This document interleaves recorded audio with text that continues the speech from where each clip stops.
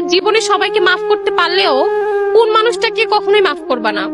আমার সৎ মাকে। আমার সৎ মাকে? কেন? সে আমাকে অনেক কষ্ট দেয়, খেতে দেয় না।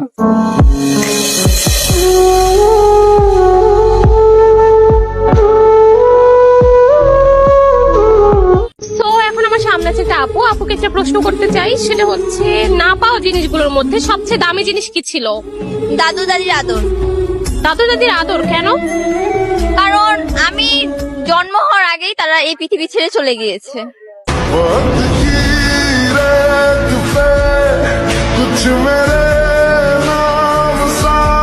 তোমার জীবনে তুমি সবাইকে মাফ করে দিলেও কোন মানুষটাকে কখনোই মাফ করবা না? বেস্ট ফ্রেন্ড কে? তোমার বেস্ট ফ্রেন্ড কে? আচ্ছা, বেস্ট ফ্রেন্ড ছেলে না মেয়ে? মেয়ে। আচ্ছা,